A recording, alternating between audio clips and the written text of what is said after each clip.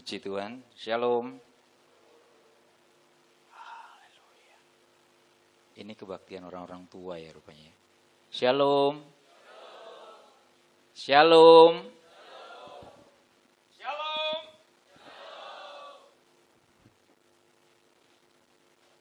Ini kecil-kecil cabai rawit. Kita tahu bahwa Tuhan kita itu luar biasa. Amin. Amin. Tuhan kita itu Tuhan yang sanggup menjawab setiap doa. Amin. Tidak ada satupun doa yang tidak bisa dijawab oleh Tuhan.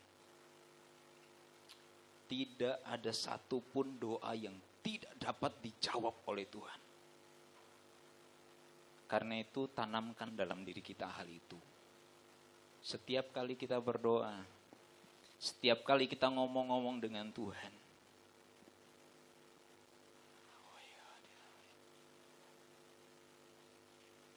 ngomong dengan iman, ngomong dengan keyakinan yang penuh bahwa Allah kita itu Allah yang luar biasa. Bahwa Allah kita itu Allah yang kerjaannya salah satunya adalah menjawab setiap doa-doa umatnya. Karena itu mari kita belajar bagaimana doa itu sesuatu yang luar biasa sebenarnya. Sesuatu yang luar biasa kalau kita bisa memahaminya. Kalau kita bisa berdoa dengan benar. Hari ini saya dikasih tema tentang apa ya? Ya?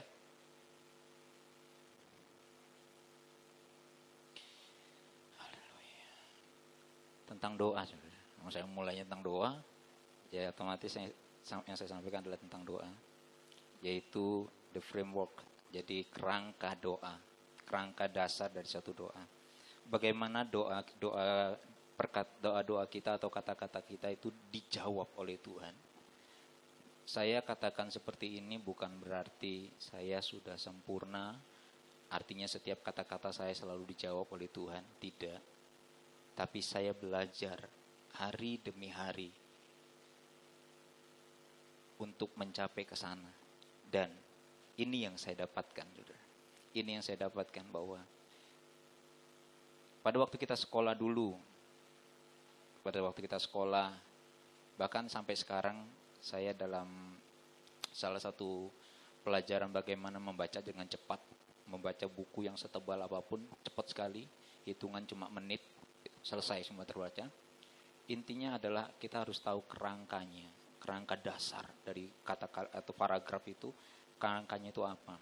Dari situ kita bisa memahami, oh maksudnya itu adalah ini. Jadi cepat, kita bisa membaca dengan cepat. Dan begitu juga sebenarnya di dalam hidup, dalam doa, itu ada kerangkanya. Kerangka dasar dari doa-doa kita, sehingga doa kita itu doa yang dijawab oleh Tuhan. Karena kita lihat dalam Yakobus pasal yang keempat,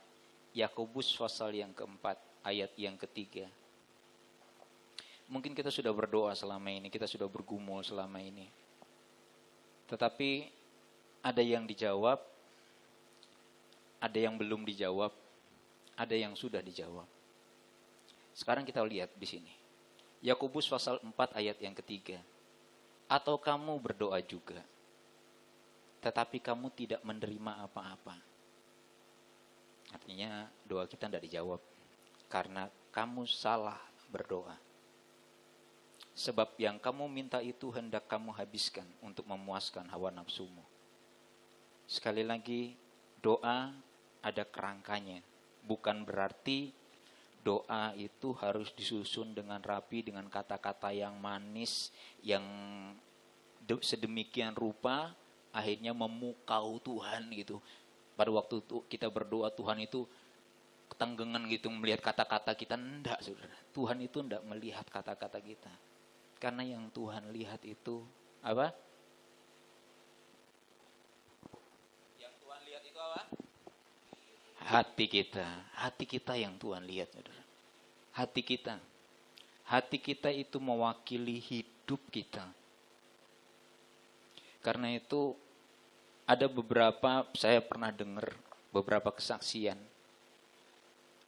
Doa itu sampai salah-salah, salah yang dimaksud apa, maksudnya mau ngomong apa, ngomong aja kepada Tuhan, yang diomongkan B gitu.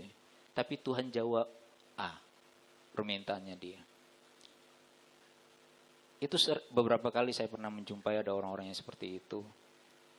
Tetapi satu hal, karena apa? Tuhan itu bukan melihat indahnya kata-kata kita. Tapi kerangka dasar dari doa itu yang paling penting yang harus kita miliki. Harus kita miliki.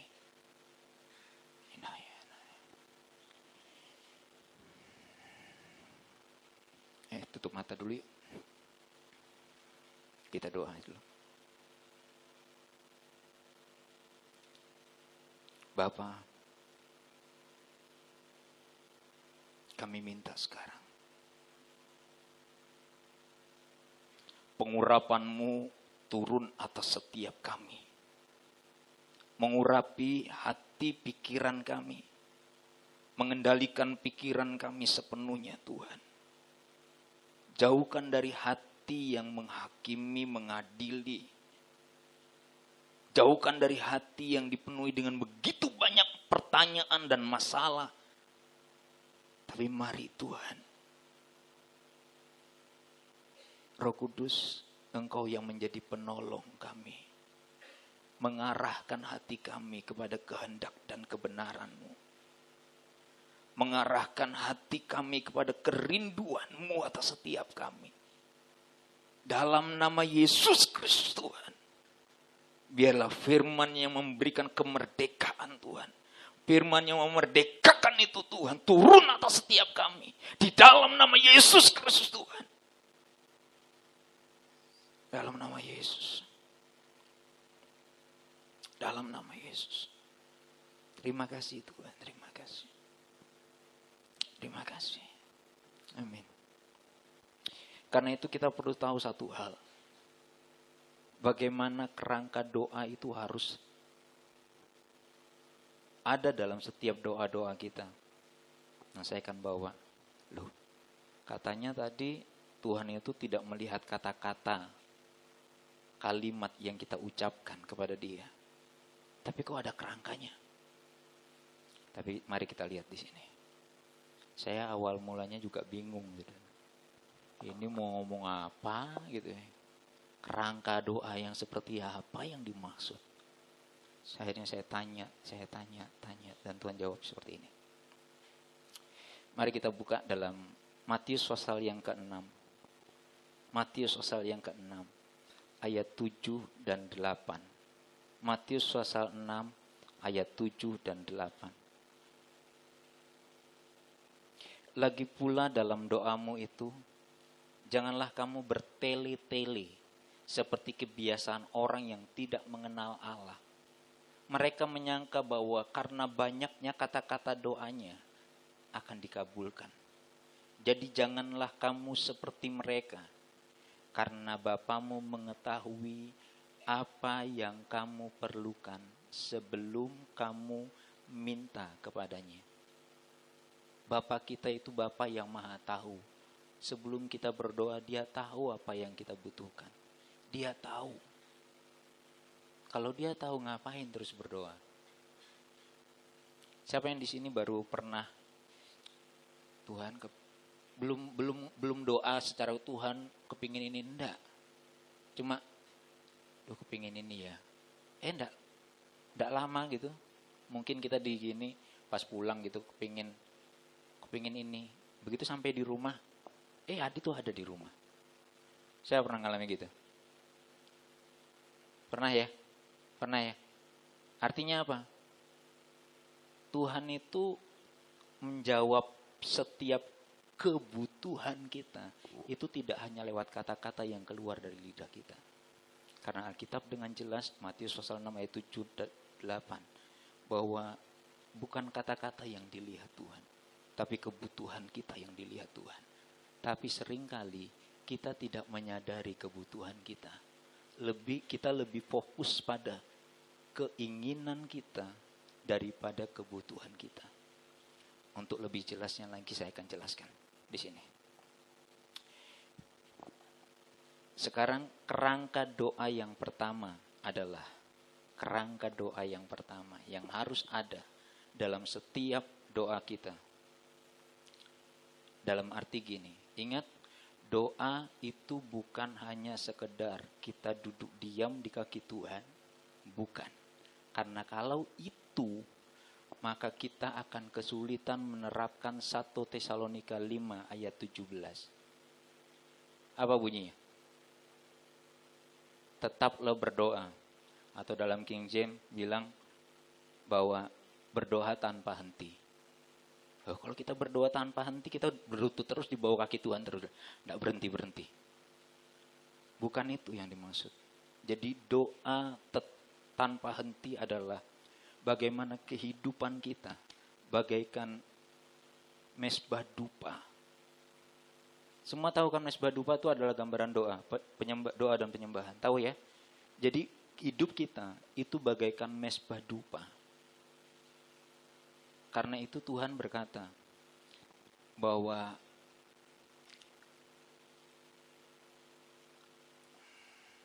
rumah Tuhan itu disebut rumah doa. Ini loh rumah doa. Ini rumah Tuhan di mana Tuhan tinggal di dalam diri kita. Kita harus menjadikan diri kita sebagai pendoa, bukan orang-orang tertentu, tapi semua kita harus jadi pendoa-pendoa. Pendoa yang seperti apa yang Tuhan maksud? Saya akan jelaskan. Inilah kerangka doa yang harus ada dalam hidup kita. Kita baca sama-sama.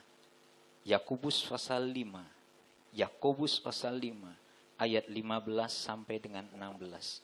Yakobus pasal 5 ayat 15 sampai dengan 16. Dan doa yang lahir dari iman akan menyelamatkan orang sakit itu, dan Tuhan akan membangunkan dia. Dan jika ia telah berbuat dosa, maka dosanya itu akan diampuni. Karena itu, hendaklah kamu saling mengaku dosamu dan saling mendoakan supaya kamu sembuh. Doa orang yang benar bila dengan yakin didoakan sangat besar kuasanya. Doa orang benar bila dengan yakin didoakan akan sangat besar kuasanya. Doa orang benar. Di sini dikatakan bukan kata-kata doa yang benar, saudara, tetapi doa orang benar. Jadi kerangka yang harus ada dalam hidup kita itu adalah ini.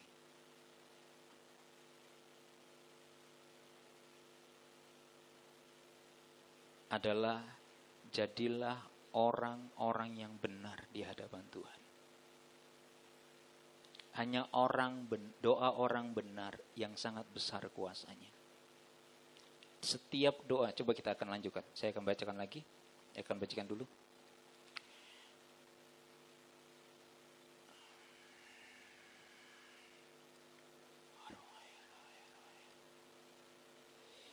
Ibrani pasal 5 ayat 7. Ibrani pasal 5 ayat 7. Dalam hidupnya sebagai manusia, ia telah mempersembahkan doa dan permohonan dengan ratap tangis dan keluhan kepada Dia yang sanggup menyelamatkannya dari maut. Dan karena kesalehannya ia telah didengarkan. Karena kesalehannya putra manusia Yesus, karena dia hidup sebagai orang yang benar, maka dia didengarkan. Semua doanya itu didengarkan oleh Bapa. Begitu juga kita. Jadilah orang yang benar di hadapan Tuhan. Bukan di hadapan orang-orang yang ada di sekitar kita. Bukan di gereja kalian jadi orang benar terus di luar. Enggak. Jadilah orang benar. Jadilah mesbah dupa yang selalu ada dimanapun kalian berada. jadilah mezbah dupa. Mezbah dupa itu berukuran 1 kali 1 kali 2. Tingginya 2 hasta, lebarnya 1 hasta, anunya 1 hasta. Lebar panjang 1 hasta, tinggi 2 hasta. Dan dia adalah terbuat dari kayu penaga. Kayu penaga dan disalut dengan emas. Itu berbicara adalah mezbah dupa. Mezbah dupa merupakan manusia, adalah kita-kita ini, saudara.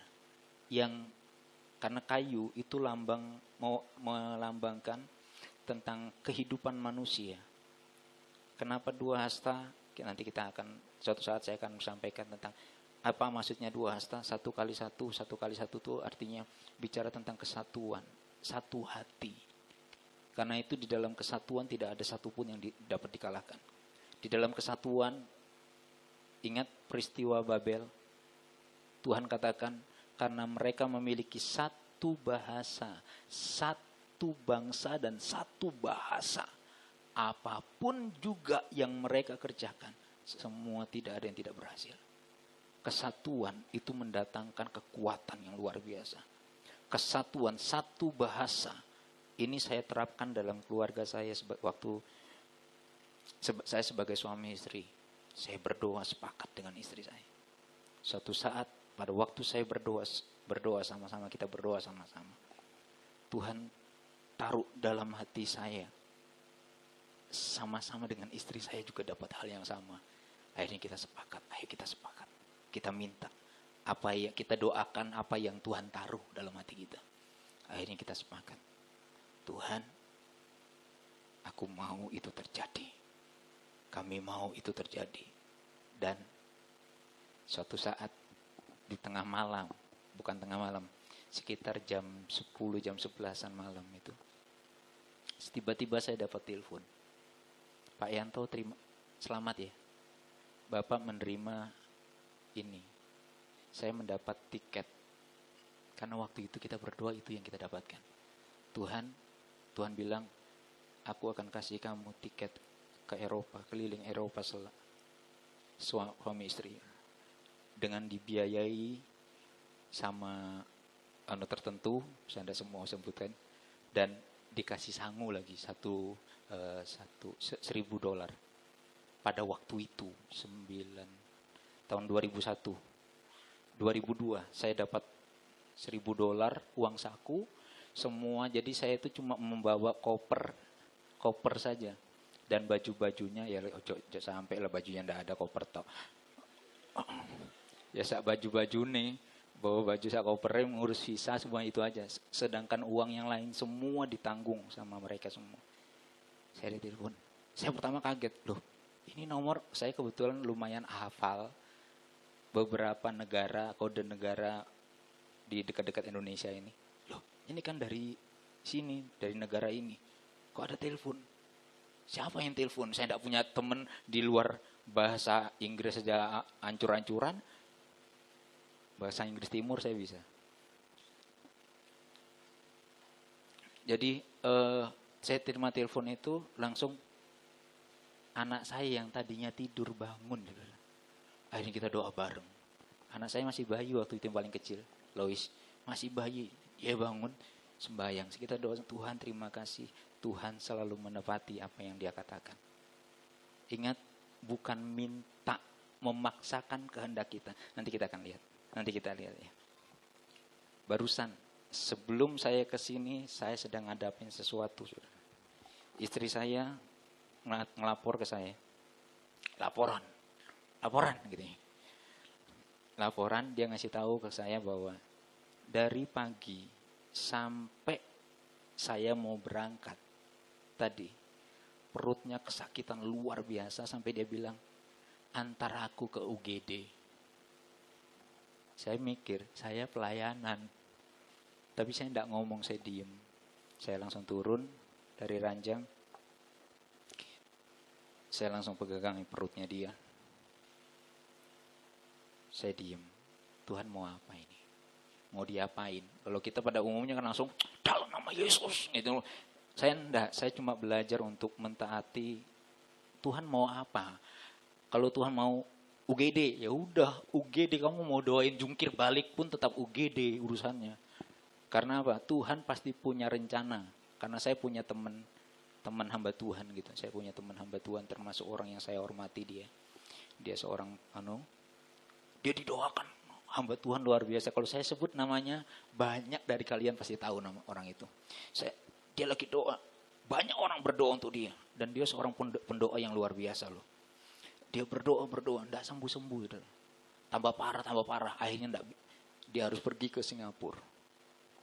Berobat di Singapura. Karena Tuhan yang suruh dia ke Singapura. Bukan dari, seingat saya, bukan dia sendiri yang membiayai. Disuruh pergi ke Singapura, dibiayai sama orang. Begitu sampai di Singapura, bukan diobati, tapi dia ngobatin orang. Tuhan suruh dia pergi, keluar, keliling ke kamar-kamar, doain orang sakit.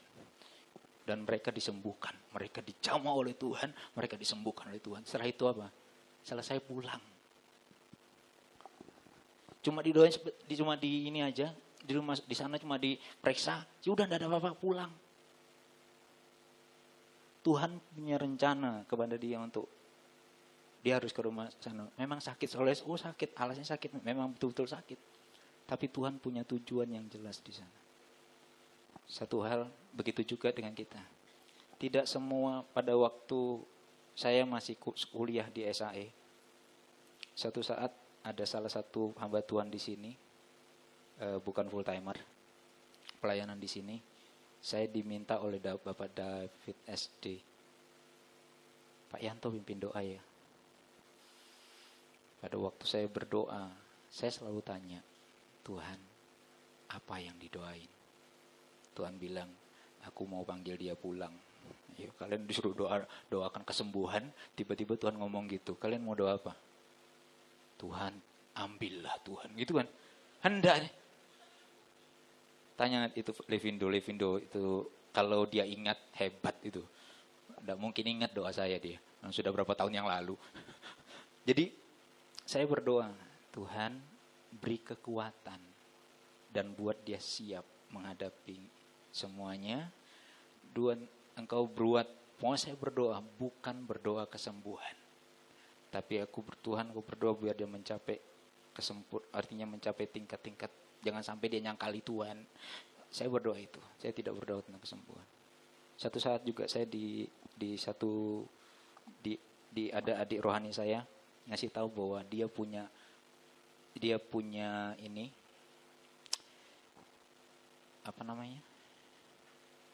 apa sih namanya itu, tunangan. Lupa. Dia itu mau nikah, tunangannya dia masuk rumah sakit.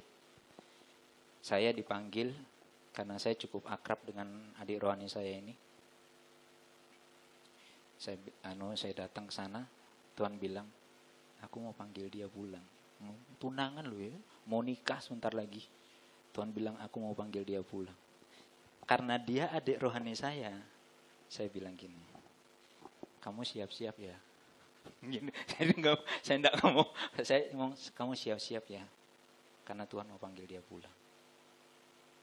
Saya karena apa? Percuma kita doa untuk kesembuhan kalau Tuhan bilang aku mau dia pulang.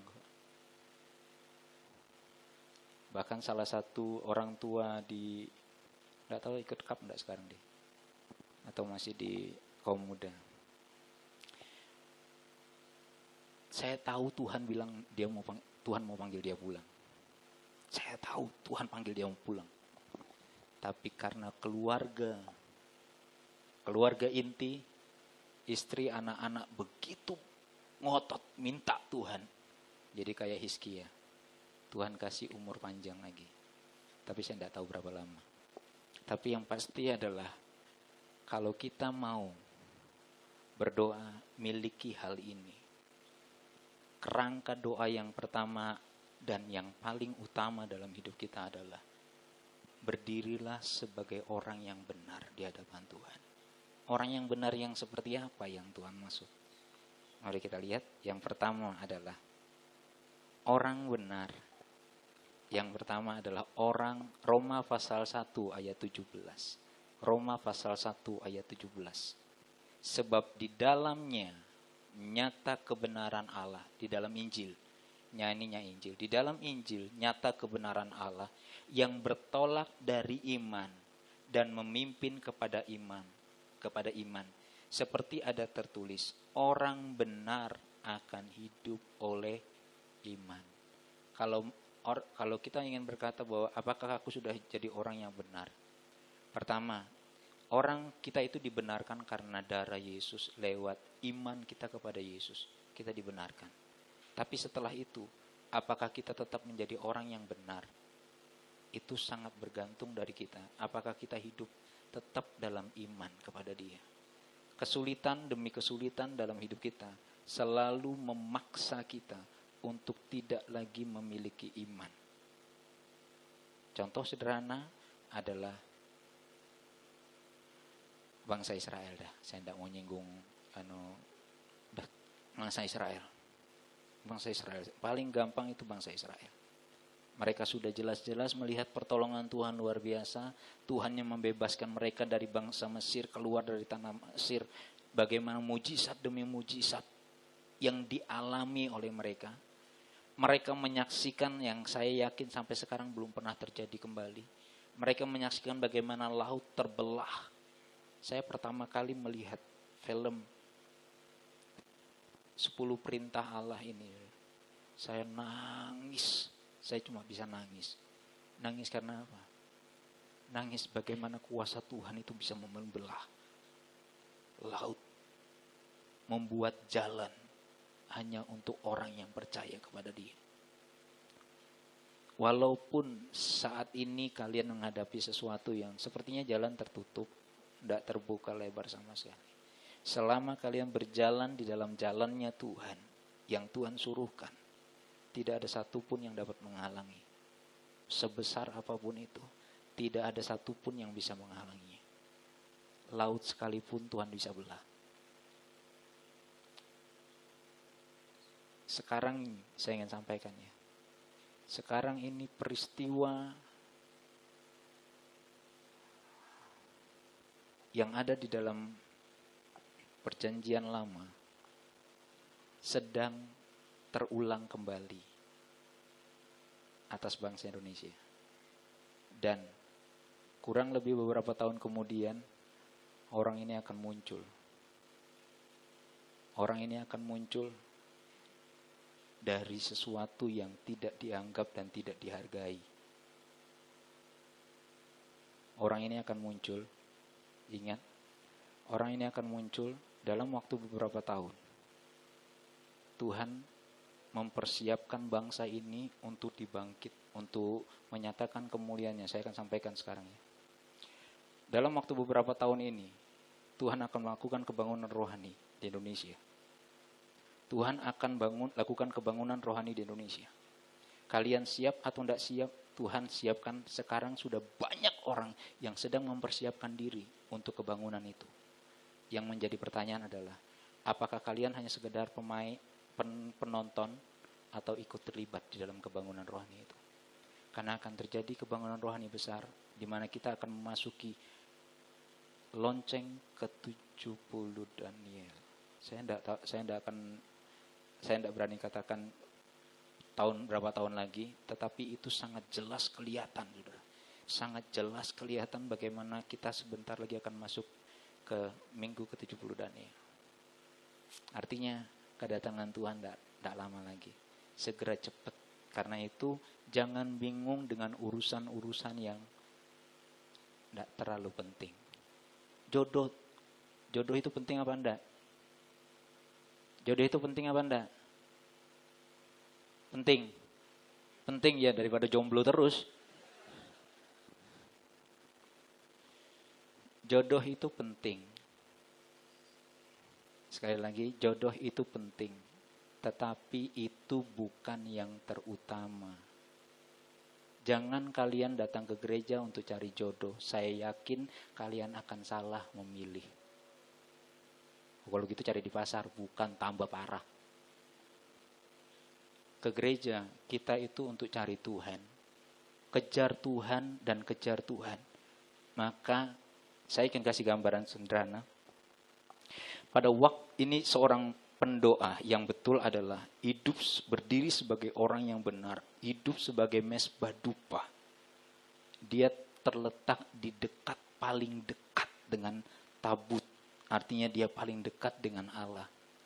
Orang yang hidup sebagai pendoa, yang senantiasa berdoa, dia hidup dalam perlindungan Allah sepenuhnya.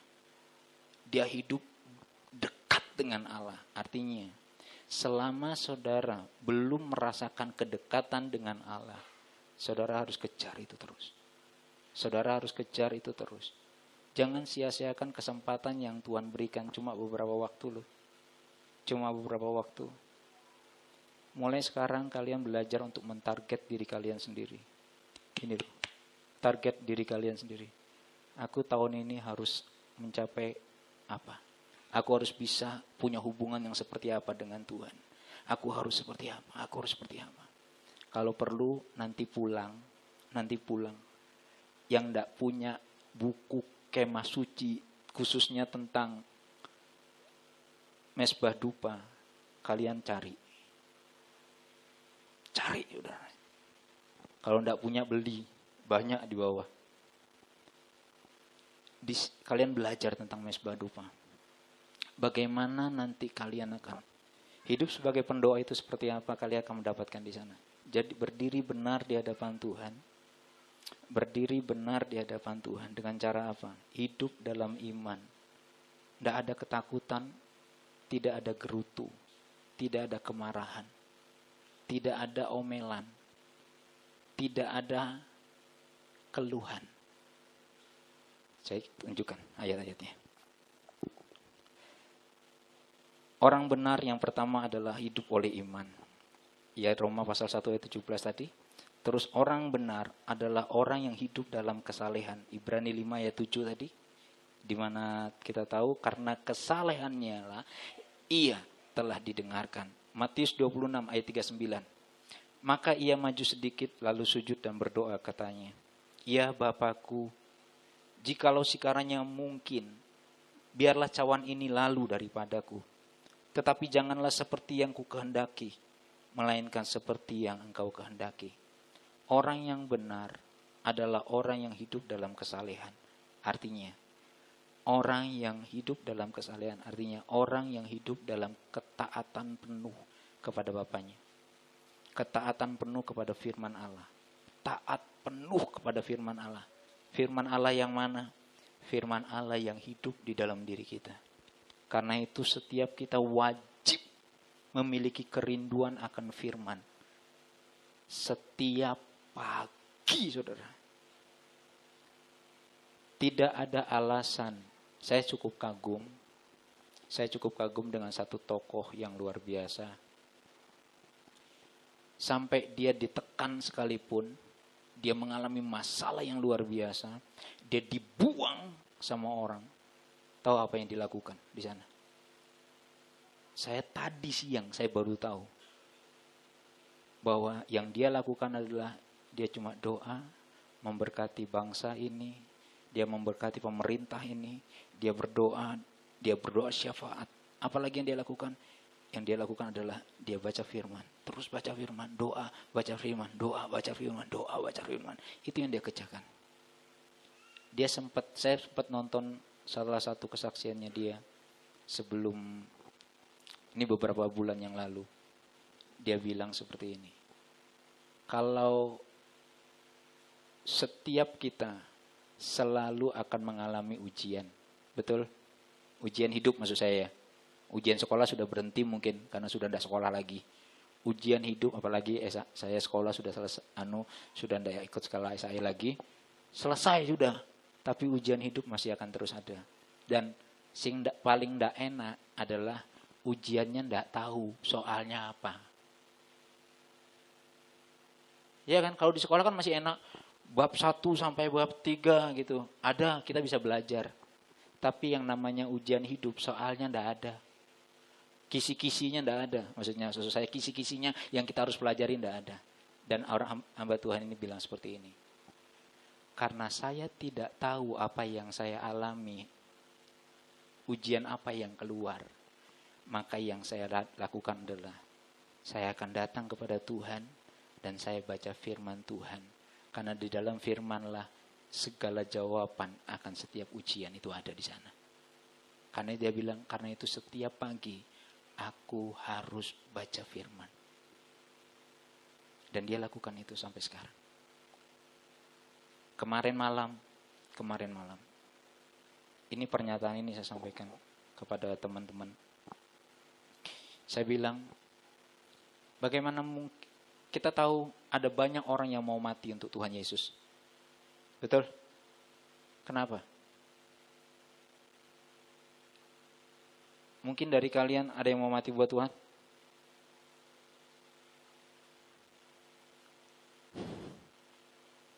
Banyak orang yang kepingin mati buat Tuhan. Mati-matian buat Tuhan. Semua dibelain, apapun apa itu.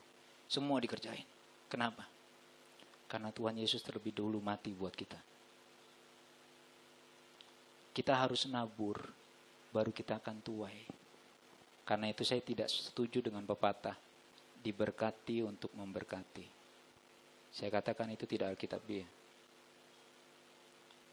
Tuhan katakan kepada Abraham, aku akan menjadikan engkau berkat buat bangsa-bangsa.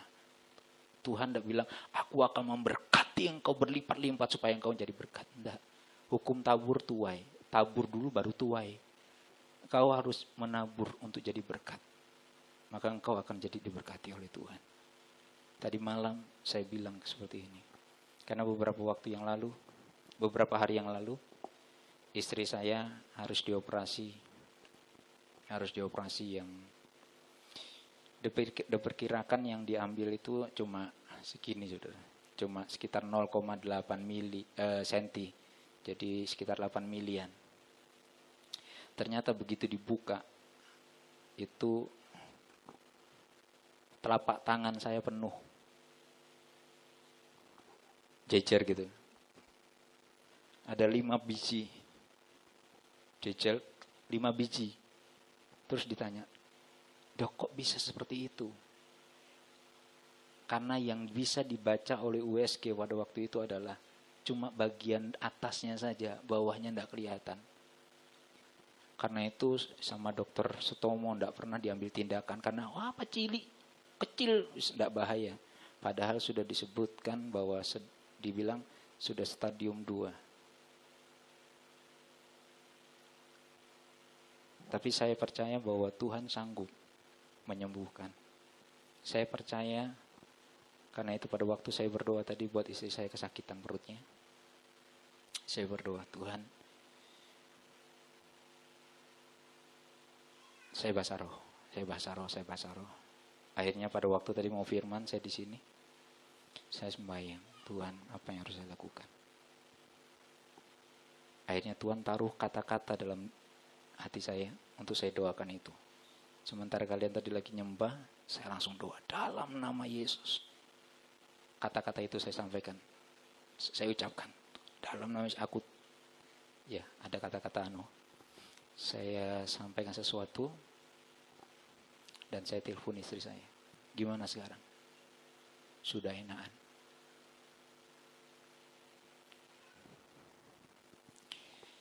Saya tidak mau kita semua hidup dalam hanya sekedar kata orang. Tapi mari kita belajar untuk hidup mengalami sendiri dengan Tuhan. Jadilah orang yang benar, yaitu orang yang hidup dalam iman. Jadilah orang benar, yaitu orang yang hidup dalam kesalehan. Ketaatan sepenuhnya kepada perintah Tuhan. Dan Yudas pasal 1 ayat 16 dan 18. Yudas pasal 1 ayat 16 dan 18. Mereka itu orang-orang yang menggerutu dan mengeluh tentang nasibnya. Hidup menuruti hawa nafsunya. Tetapi mulut mereka mengeluarkan perkataan-perkataan yang bukan-bukan. Dan mereka menjilat orang untuk mendapatkan keuntungan. Ayat 18. Sebab mereka telah mengatakan kepada kamu, menjelang akhir zaman akan tampil pengejek-pengejek yang akan hidup menuruti hawa nafsu kefasikan mereka. 2 Petrus 3 ayat yang ketiga. 2 Petrus 3 ayat yang ketiga. Yang terutama harus kamu ketahui ialah bahwa pada hari zaman, pada hari-hari zaman akhir, akan tampil pengejek-pengejek yang dengan ejekan-ejekannya, yaitu orang-orang yang hidup menuruti hawa nafsunya. Orang benar adalah orang yang menjaga lidahnya. Orang yang benar adalah orang yang menjaga lidahnya. Karena itu 1 Tesalonika 5 ayat yang ke-18. Mengucap syukurlah dalam segala hal, karena itulah yang dikehendaki Allah dalam Kristus Yesus. Apapun yang kita lakukan, apapun yang kita alami dalam hidup kita, setidak enak apapun, jujur, saya hari-hari ini, terakhir-terakhir ini, saya dipaksa betul untuk saya melakukan berkata-kata marah, kepingin protes. Gitu. Tapi saya belajar untuk melawan semuanya itu. Dengan apa? Tuhan, aku mau mentaati Engkau. Tuhan, aku mau bersyukur. Aku mau bersyukur. Aku mau bersyukur. Sampai saya bilang kemarin malam dengan teman rohani saya. Kita semua akan mengalami masa di mana kita akan masuk, turun, direndahkan sampai ke titik nol. Di mana kita akan tidak lagi bisa berbuat apa-apa. Semua harapan hilang seolah-olah. Semuanya yang kita semuanya tidak ada yang bisa diharapkan. Kecewa, semua ngumpul jadi satu gitu. Tapi bagaimana reaksi kita? Apakah kita tetap bisa berkata, aku adalah orang benar yang hidup oleh iman, bukan oleh keadaan. Selama kita hidup karena keadaan, kita akan jatuh. Karena itu saya berharap Bapak Ibu sampai saudara-saudara sekalian. Ya bapak-bapak juga banyak, udah bapak-bapak. Ada yang calon bapak juga. Selama kita belajar untuk melekatkan diri kepada Tuhan. Oh, terima kasih Tuhan. Terima kasih.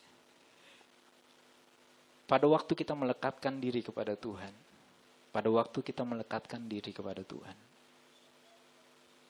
maka semua yang terjadi di sekitar kita, ingat ini, pada waktu kita mulai mendekatkan diri kepada Tuhan, bahkan melekat dengan Tuhan, maka yang terjadi adalah ini.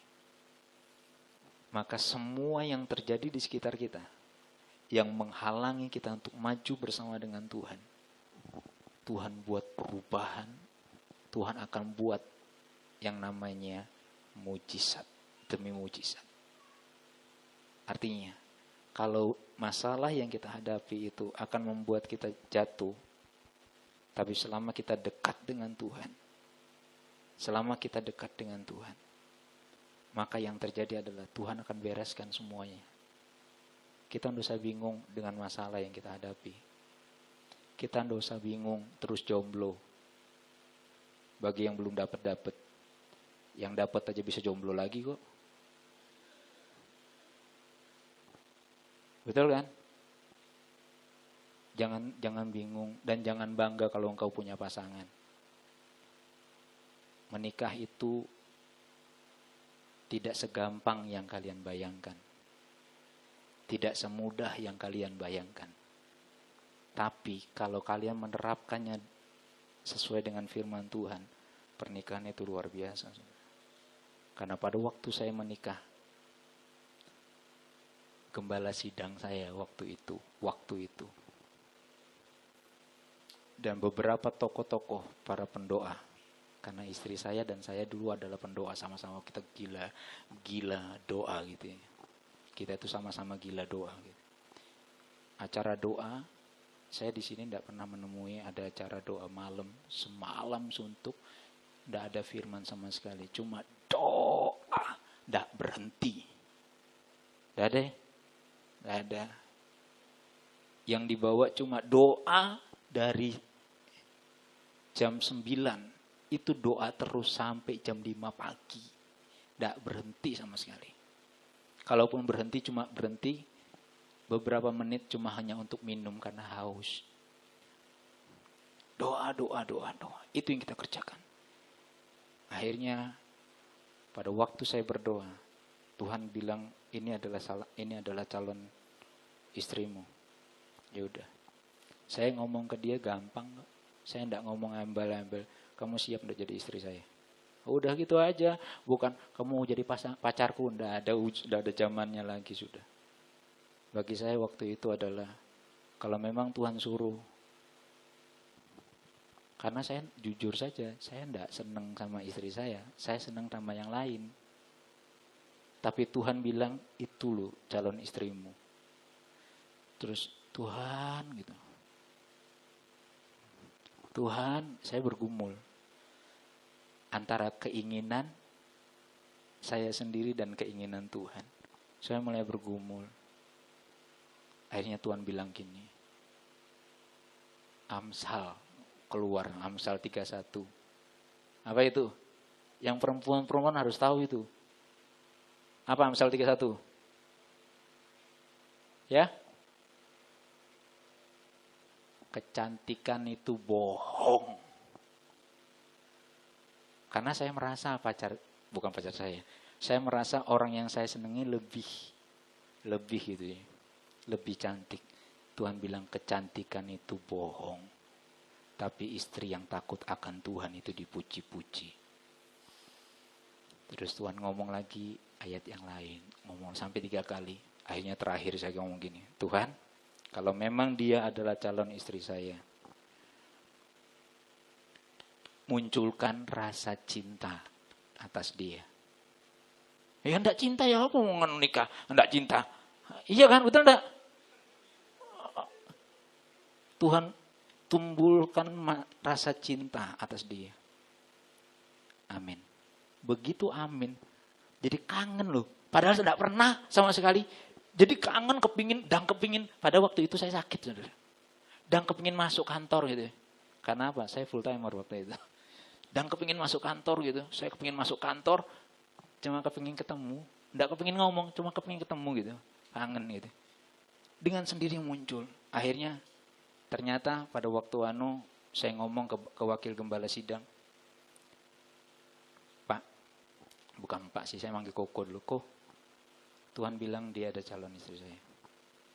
Dia tenang aja, guyu-guyu. Karena ternyata dia sudah tahu. Istri saya sudah ngomong ke dia. Kalau istri saya itu ngomong, kalau saya adalah calon suaminya dia.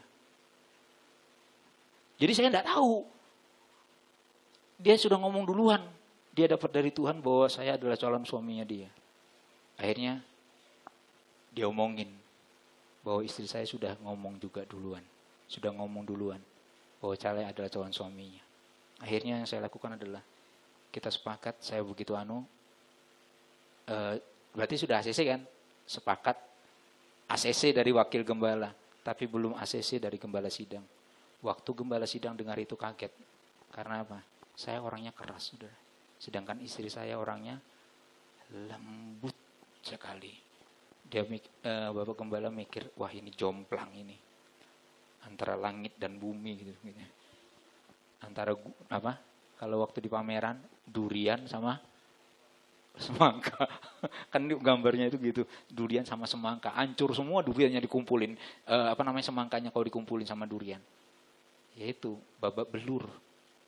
Sananya babak belur. Gara-gara ketemu orang yang kasar. Saya orangnya kasar. Keras, saya orangnya keras. Tapi akhirnya Bapak Gembala langsung sembahyang. Dia sembahyang, minta waktu 1 minggu. Karena tidak percaya gitu.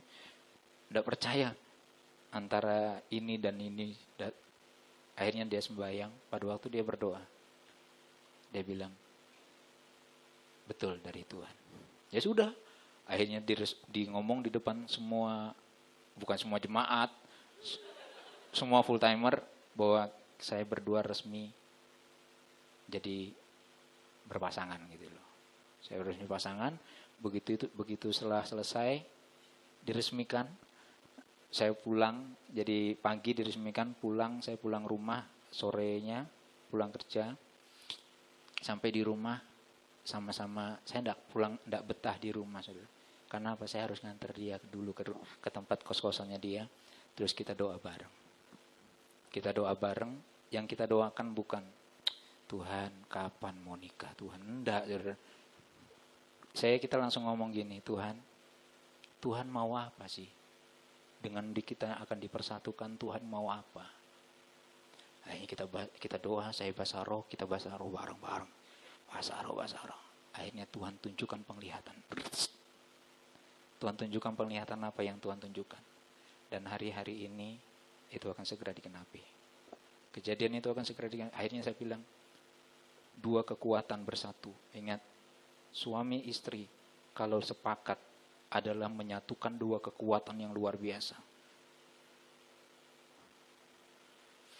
Yang mau nikah senang-senang aja. Kita semangat gitu, semangat 45. Tapi ingat satu hal, satu saat itu bisa luntur, saudara. Dengan adanya persoalan hidup. Tapi kita harus belajar untuk terus dekat dengan Tuhan. Karena semakin kita mendekatkan diri dengan Tuhan, maka semua yang bukan dari Tuhan akan pergi dengan sendirinya. Musuh pun akan diperdamaikan kalau orang benar itu mendekat kepada Tuhan. Oke, selanjutnya saya akan coba.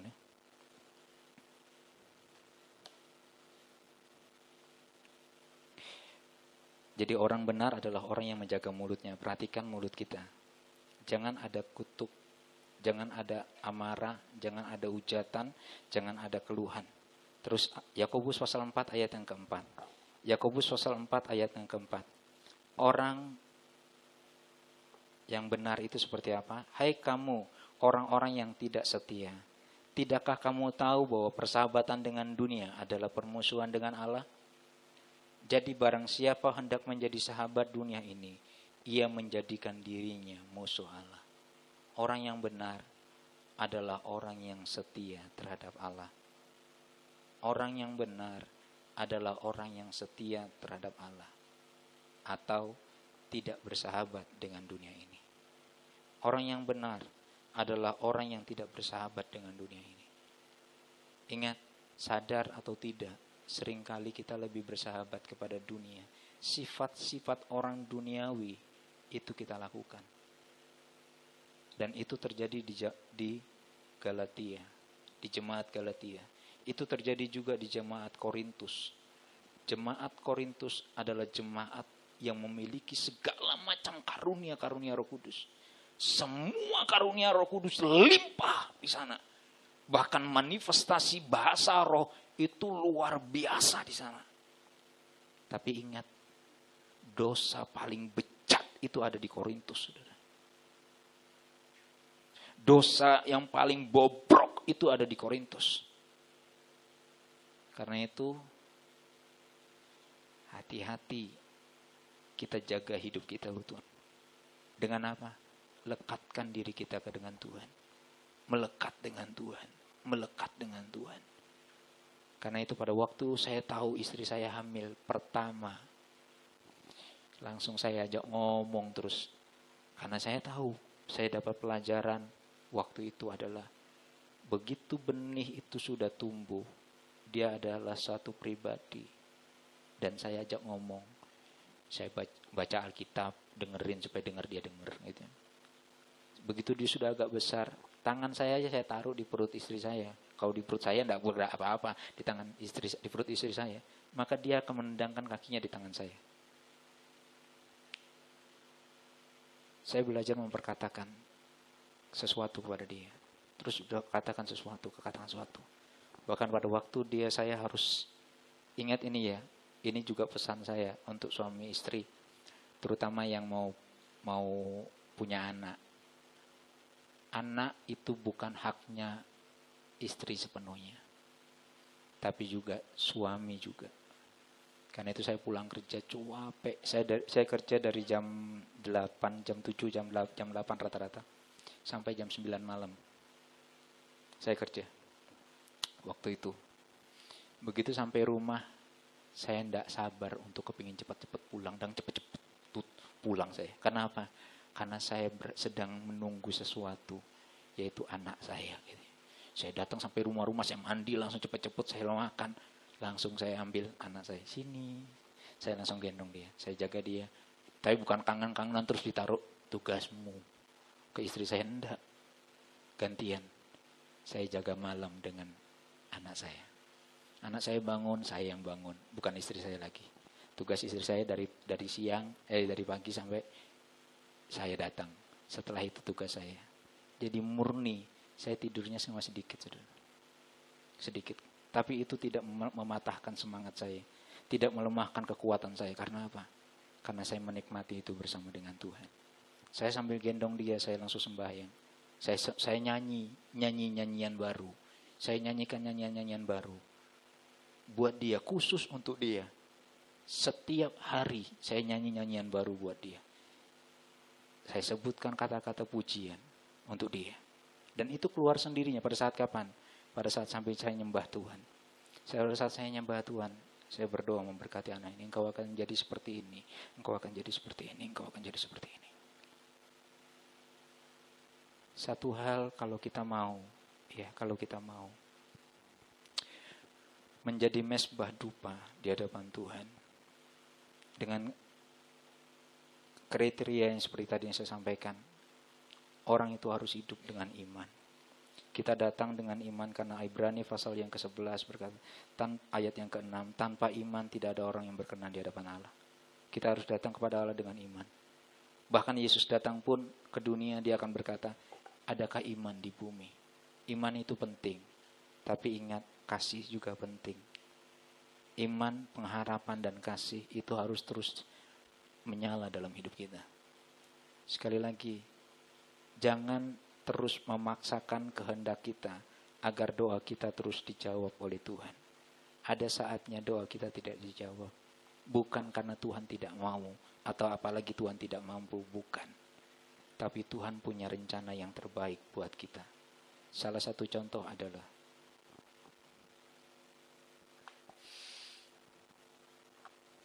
tidak sedikit ada orang yang mendoakan seseorang yang dikasihi supaya disembuhkan dari sakitnya.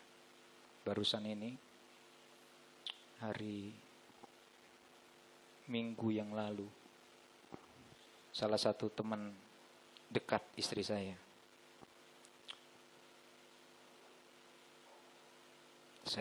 istri saya dapat kabar bahwa Tuhan panggil dia pulang. Padahal yang parah sakitnya itu istri saya daripada orang itu. Bahkan orang itu hampir tidak kelihatan sakitnya sama sekali. Dan dia yang seringkali membantu istri saya di dalam segala kelemahannya.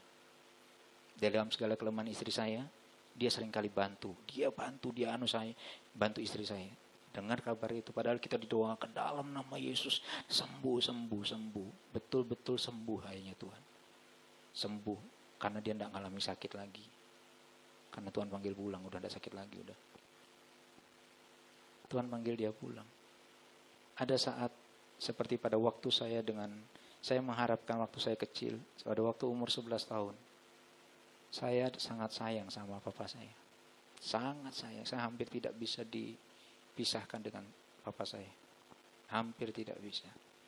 Sampai saat ini saya ingat kata-kata papa saya menjelang kematiannya. Saya ingat betul. Saya ingat kejadian demi kejadian secara detil. Bagaimana sebelum meninggal papa saya itu saya dekat dengan sama papa saya. Bagaimana saya megang dia, bagaimana saya mijetin dia. Di usia saya 11 tahun. Begitu saya dengar kabar, karena sudah anfal, dibawa ke rumah sakit. Begitu diturunkan dari mobil, ternyata sudah tidak ada. Akhirnya dibawa pulang. Kan saya tidak ikut, karena saya masih kecil waktu itu. Begitu dibawa pulang, dengar kabar gitu, saya tidak bisa menahan diri saya. Saya cuma bisa menangis. Saya gulung-gulung, tidak pernah berhenti nangis. Saya berhenti nangis pada waktu apa? Pada waktu kecapean. Kecapean nangis, sudah tidak bisa lagi keluar suara untuk nangis. Rasanya air mata itu habis untuk dicurahkan. Itulah bagi kalian yang ikut di mana? Di kaum muda, dengar kesaksian saya. Gara-gara saya ditinggalkan oleh papa saya, hidup saya rusak. Karena saya tidak ada lagi sahabat yang bisa menggantikan saya, menggantikan papa saya. Papa saya adalah sebagai orang tua dan juga sebagai sahabat bagi saya. Sejak saat itu saya hancur, rusak hidup saya. Karena itu kita semua butuh sahabat, yaitu Tuhan kita itu sahabat yang luar biasa, saudara.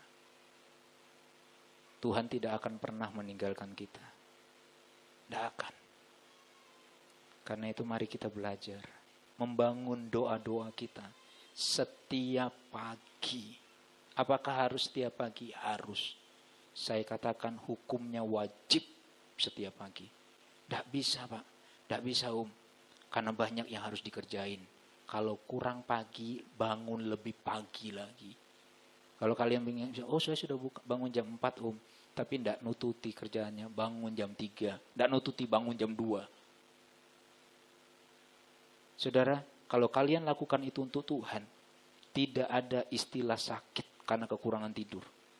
Kalau kalian betul-betul datang bangun pagi, itu untuk Tuhan. Kalian rindu betul untuk Tuhan. Saya yakin, karena saya ngalami selama beberapa lama, saya tidak pernah tidur lebih dari 3 jam setiap hari. Karena apa? Jam 1 saya bangun. Jam 12 saya bangun, saya sembahyang. Sampai jam 1 malam. Itu rutin tiap hari. Tiap hari.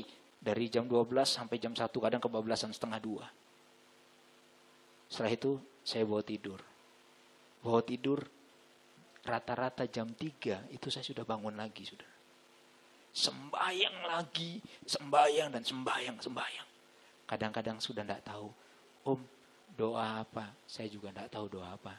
Saya cuma bahasa roh kadang. Tuhan, aku rindu Engkau. Tuhan, aku rindu Engkau. Tuhan, aku rindu Engkau. Tidak ada kata-kata lain. Tuhan, aku merindukan Engkau. Saking rindunya, kesungkep gitu ya. Artinya ketiduran. Tuhan, aku rindu. Tuhan, aku rindu Engkau. Apa yang saya lakukan? Saya belajar untuk cuci muka saya. Saya sembahyang lagi. Ngantuk lagi. Saya bawa mandi. Udah cuci muka kurang, bawa mandi. Sembahyang lagi. Ngantuk lagi. Udah, tidak ada cara lain. Ada satu kelemahan saya. Kalau saya tidak akan bisa ngantuk kalau saya lakukan itu. Yaitu akhirnya saya sembahyang sambil berdiri. Iya, tidak bisa. Tidak ada cara lain. Artinya saya memakai segala cara untuk bagaimana saya bisa berdiri di hadapan Tuhan. Tuhan, aku rindu Engkau. Tuhan, aku rindu Engkau. Tahu saudara, rumah di tempat di mana saya menempati waktu itu, tidak ada satupun yang percaya Tuhan Yesus. Cuma ada satu anak angkatnya. Tapi begitu saya belajar untuk sembahyang, saya berdoa, rumah yang saya tempati penuh dengan kuasa kegelapan, saudara. Saya masuk ke kamar depan di mana tempat saya berhadapan langsung dengan kuasa gelap. Pada waktu saya masuk ke kamar saya sembahyang. Saya sembahyang biasa berlutut. Saya berlutut. Begitu saya masuk, saya berlutut. Langsung saya nutup mata. Saya kebiasaan saya. Sembahyang selalu tutup mata. Saya sembahyang, tutup mata. Begitu saya tutup mata, ada orang masuk dari kamar saya. Dari pintu kamar belakang. Karena pintunya 2, depan sama belakang. Kalau depan terasnya loteng. Kalau depan itu terasnya belakang gitu. Karena lotengnya ada loteng depan sama loteng belakang. Pada waktu sembahyang ada orang masuk, saya buka mata, tidak ada orang. Saya tutup mata lagi. Langsung saya rasakan, ini ada roh lain. Kayaknya saya sembahyang. Tambah banyak yang masuk. Tambah banyak. Saya biarin aja saya sembahyang, terus saya sembahyang. Saya tidak mau diganggu, saya mau fokus dengan Tuhan. Tambah lama, tambah banyak. Dan mengelilingi saya. Saya lagi berlutut itu saya dikelilingi. Sampai akhirnya saya kemeringet. Kayak jagung-jagung itu. Kemeringet. Tuhan, apa yang harus saya kerjakan? Tuhan, apa yang harus saya kerjakan? Tuhan, apa yang harus saya kerjakan? Akhirnya Tuhan bilang, perintahkan. Langsung saya bahasa roh dulu. Terus perintahkan dia untuk pergi. Langsung dalam nama Yesus pergi. Langsung saat itu juga yang tadi yang mengelilingi saya, langsung berubah jadi debu, terus hilang. Begitu itu hilang, bersamaan dengan itu juga, langsung saya kayak disiram air es gitu. Bus gitu, langsung. Langsung sejak saat itu, tidak ada lagi kuasa jahat yang berani nawan saya. Yang masuk ke kamar saya waktu itu. Tidak pernah lagi saya ngalami itu. Karena apa? Karena saya tahu roh yang ada di dalam diri kita lebih besar daripada roh yang ada di dalam dunia ini. Selama kita berani menyatakan iman kita kepada Tuhan. Tuhan, aku percaya kepada Engkau. Apapun yang terjadi, aku percaya kepada Engkau. Jangan paksakan kehendakmu untuk Tuhan selalu menjawab setiap doamu. Tapi melekatlah kepada Tuhan. Supaya kamu tahu apakah yang kamu doakan itu sesuai kehendak Tuhan atau tidak. Karena kalau engkau berdoa tidak sesuai dengan kehendak Tuhan, percuma kamu doa itu terus. Karena Tuhan tidak akan jawab. Artinya, buatlah waktu yang ada maksimal. Kalau doalah doa yang dijawab oleh Tuhan. Bagaimana doa kita bisa dijawab? Miliki hubungan pribadi dengan Tuhan. Jadilah orang yang benar. Kenapa miliki hubungan pribadi? Dengan kedekatan dengan Tuhan akan membuat kita bisa mengenal hati Allah. Kita akan bisa mengenal isi hati Allah. Pada suatu saat, saya tidak tahu di sini pernah tidak mengalami seperti ini. Saya pada waktu suatu saat saya berdoa, saya dengar kabar dari ibu saya waktu itu. Tahu? Ini si A sekarang sudah meninggalkan istrinya. Dia meninggalkan istri dan anaknya. Dia pergi keluar kota. Tidak mau kembali lagi. Begitu mama saya nyebut nama si A ini. Si A ini cukup dekat dengan saya. Dia sakit, saya bisa terasa dia sakit. Tapi kali itu saya tidak merasa apa-apa. Saya tahu ibu saya ngomong seperti itu. Saya langsung naik ke kamar saya, loteng Yerusalem saya. Saya naik, saya sembahyang. Saya bahasa roh. Karena tidak tahu mau ngomong apa. Saya bahasa roh. Terus saya nyembah Tuhan.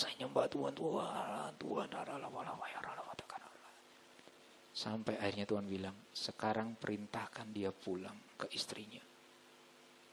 Akhirnya saya bilang, saya sebut namanya, aku perintahkan engkau pulang sekarang. Sekarang pulang. Saya selesai, damai sejahtera Tuhan itu luar biasa menguasai saya. Saya tahu dia pulang. Terus besoknya, setelah saya ditelepon sama mama, tahu si A sudah pulang, sudah balik sama istrinya. Bahkan ada pada tahun 90 berapa itu, ada masa-masa genting di Jakarta waktu itu akan rame, akan keluar keputusan, undang-undang akan keluar waktu itu. Saya sembahyang, Tuhan, ayo Tuhan, ayo Tuhan. Saya nyembah. Tuhan bilang, sekarang ambil keputusan mana yang boleh, undang-undang yang boleh keluar, mana yang tidak boleh keluar. Undang-undangnya apa saya tidak tahu. Iya kan? Undang-undangnya apa ya tidak tahu. Akhirnya sekarang kamu punya kuasa untuk memerintah. Mana yang boleh keluar, mana yang tidak. Akhirnya saya bahasa roh. Untuk saya bisa ngerti maksudnya Tuhan, saya bahasa roh. Sampai akhirnya Tuhan tunjukkan. Ini tidak boleh keluar dalam nama Yesus. Tidak disetujui. Minggir. Yang disetujui. Jadi seolah-olah dewek saya itu yang merintahkan, yang punya wewenang untuk mana yang boleh keluar, undang-undang mana yang tidak boleh keluar. Dan itu terjadi, saudara. Beberapa waktu yang lalu, kesaksian lagi. Ada seorang anak Tuhan, dia seorang pengusaha. Dia kepingin melebarkan, lumayan. Dia mau beli gudang, mau beli ruko atau gudang gitu. Akhirnya dia beli satu ruko di tempat itu. Begitu dibeli, selesai dibeli, dibayar. Tidak lama, setelah itu cuma beberapa hari atau beberapa bulan, dapat kabar bahwa rumah dia akan kena land, bahwa pemerintah Pemda akan membuat jalan persis di rumah yang dia beli. Kalau saudara bayangkan, gimana rasanya ngumpulin uang besar, dia begitu ngotot untuk bisa ngumpulin untuk bisa beli bangunan itu. Enggak taunya berhasil dibeli, seneng. Wah, seneng. Tapi beberapa hari kemudian seneng. Kenapa? Karena dia dengar kabar bahwa di koran ditulis bahwa jalan ini akan dipapras sampai ke sana ngelewati rumahnya dia. Akhirnya dia sembahyang. Dia sembahyang, Tuhan, apa maunya Tuhan? Dia sembahyang. Akhirnya Tuhan suruh dia, alihkan jalan yang harus dilewati, yang seharusnya lewat rumahmu, alihkan ke tempat lain. Dia sembahyang, dalam nama Yesus aku alihkan lewat tempat lain. Beberapa hari kemudian di koran muncul, tidak jadi lewat rumahnya dia, dialihkan ke tempat lain. Ingat, kita adalah anak Allah yang penuh dengan kuasa. Doa kita adalah doa-doa, jangan hanya sekedar Tuhan kapan punya jodoh, Tuhan tidak dapat. Udah, kita itu terlalu rendah itu di hadapan Tuhan. Kalau memang itu bagianmu, pasti datang sendiri. Tidak usah takut, saudara. Itu bukan prioritas kita. Prioritas kita adalah dekat dengan Tuhan. Terus dekat Tuhan. Percayalah, apa yang menjadi kebutuhanmu, engkau itu bagaikan magnet nantinya. Itu akan datang dengan sendirinya. Tidak percaya? Saya akan tunjukkan. Ingat tentang cerita tentang Adam. Tuhan bilang, tidak baik manusia itu seorang diri saja. Tapi tidak dilanjutkan sama Tuhan. Tuhan kasih apa? Tuhan kasih perintah untuk Adam memberikan nama-nama kepada binatang-binatang. Seharusnya kan tidak baik seorang diri saja manusia itu, aku akan berikan pasangan kepadamu. Ini enggak, Tuhan enggak kasih itu. Tapi yang Tuhan lakukan adalah Tuhan kasih tugas. Tuhan kasih tugas pelayanan untuk mengerjakan tugasnya. Begitu juga pada waktu kita mulai mengerjakan tugas kita, maka Tuhan akan mendekatkan apa yang menjadi kebutuhan kita. Begitu kita selesai melakukan tugas kita, tanggung jawab kita, maka Tuhan membuka semua pintu, apa yang menjadi kebutuhan kita akan datang mendekat kepada kita. Karena itu sekali lagi, mendekatlah kepada Tuhan. Hiduplah sebagai orang yang benar, yaitu hidup dalam iman. Jangan ada gerutu, jangan ada orang benar itu selalu menjaga mulutnya, menjaga lidahnya. Orang benar itu orang yang penuh dengan kuasa ilahi. Ingat, kita itu orang yang benar. Kita itu anak-anak Allah yang punya otoritas. Anak-anak Allah. Bapa Allah kita adalah raja segala raja. Kita punya kuasa untuk memerintah. Jangan jadi orang yang loyo, yang lemah, saudara. Tapi jadilah orang-orang yang hidup berkemenangan. Hidup berkemenangan karena kita dekat dengan Tuhan. Orang yang hidup sebagai mesbah adalah orang-orang yang melekat dengan Tuhan. Orang yang dekat dengan Tuhan. Mari kita berdoa.